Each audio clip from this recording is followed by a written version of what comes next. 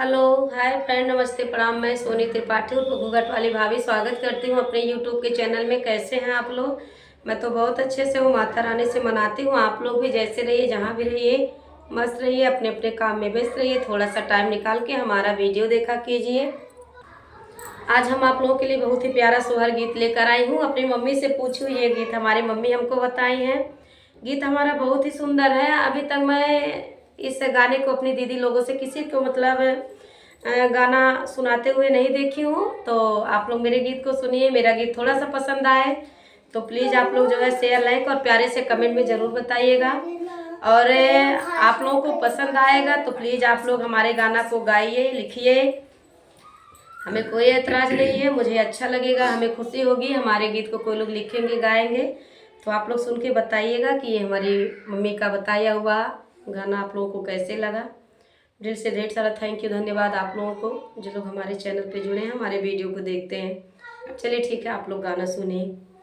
बिट्टू राना सखिया सहेलर मिली जुली चला चली हो, सखिया जमुना के निर्मल नीर कलश भरी आई न हो, सखिया जमुना के निर्मल नीर कलश भरी आई न हो।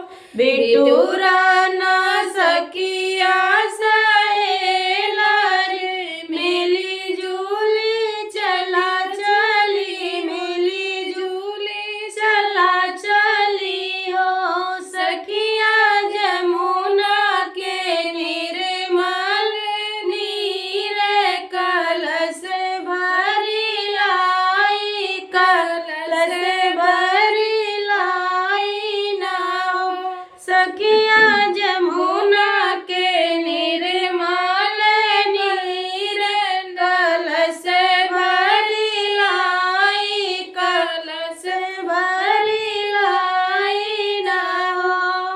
केहू सखी धोवे नहीं हाथे गोड़े, केहू सखी मुँह धोवे, केहू सखी मुँह धोवे हो, सखिया केहू सखी ठाड़े तवाली नयना से निरे डोरे हो, सखिया केहू सखी ठाड़े तवाली नयना से निरे डोरे हो।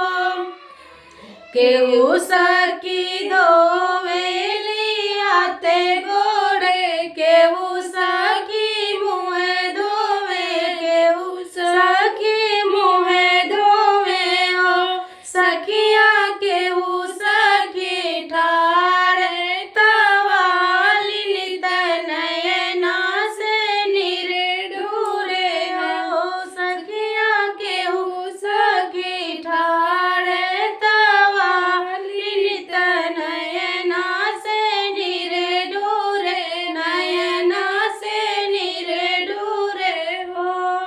किया तोहर सास ससुर दुख, किया नैहर दूरे बस, किया नैहर दूरे बसे हो, सखिया किया तोहर हरि परदेस नयना से निरे डोरे हो।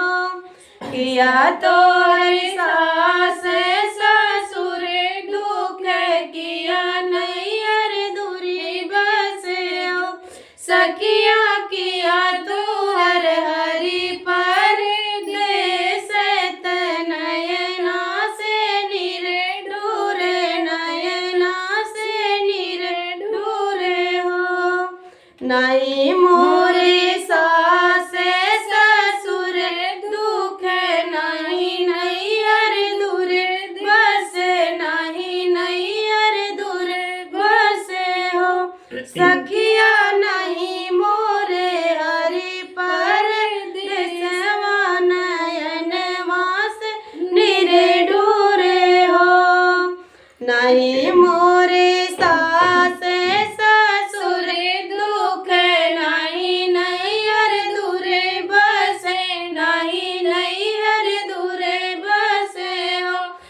सखिया नहीं मोरे हरि पर देसवा नयनवा से नीरे डूरे नयना से नीरे डूरे हो। सात बालक मोरे बैल कंस राजा मर डाले, कंस राजा मरी डाले हो। सखिया अठवा बालक आवेदन नयना से नीरे डूरे नयना से नीरे डूरे हो। सात बालक मोरे बैल कंस राजा मारी डाले, कंस राजा मारी डाले हो।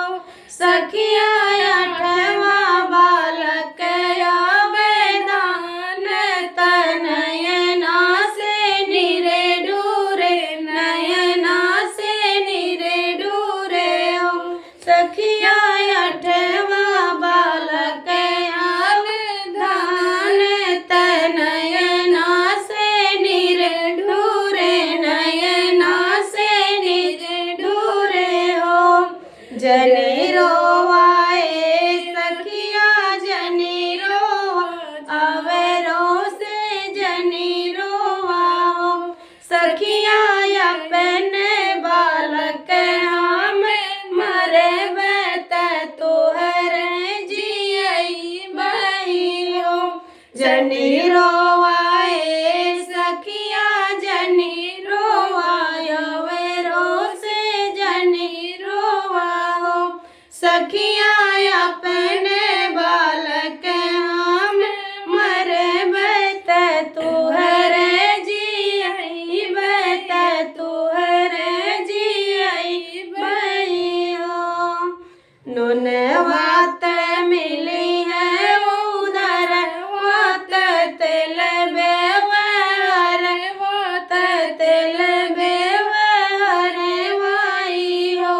सखिया कोखिया के कवने उधर कोखिए दुख रोइला हो। नून वात मिली है उधर वात तेल बेवर वात तेल बेवर वाई हो। सखिया कोखिया के कवन उधार कोखिए दुख रोई कोखिए दुख रोइला हो। बिटूरा ना सखियन साहेलारी चला चली बिटूरा ना सखिया साहेलारी मिली जुली चला चली मिली जुली चला चली हो। सखिया जमुना के निर्मल नीरे कलश भरी लाई कलश भरी लाई न हो। तो आप लोग बताइएगा कि आप लोगों को हमारा ये सोहर गीत कैसे लगा। फिर मैं आप लोगों के लिए आप लोगों के मनपसंद का ऐसे नए नए गीत लेकर आती रहूँगी। और गाना में हमारे कोई भी त्रुटि होगी तो प्लीज़ अपनी बेटी अपनी बहन अपनी बहू जो स्थान आप लोग हमें देते हैं मानते हैं तो प्लीज़ माफ़ कीजिएगा। और रिक्वेस्ट है कि गाना हमारा फुल वॉच कीजिएगा। नहीं फुल करना है तो कम से कम आधा गाना सुन लीजिएगा तभी हमारा मेहनत कामयाब होगा। और फिर चलिए ठीक है, अब मैं अपनी वाणी को विराम देती हूँ। आप लोग सपोर्ट कीजिएगा, मुझे आप लोगों के सपोर्ट की बहुत ज़रूरत है। जय माता दी, राधे राधे, जय श्री कृष्णा।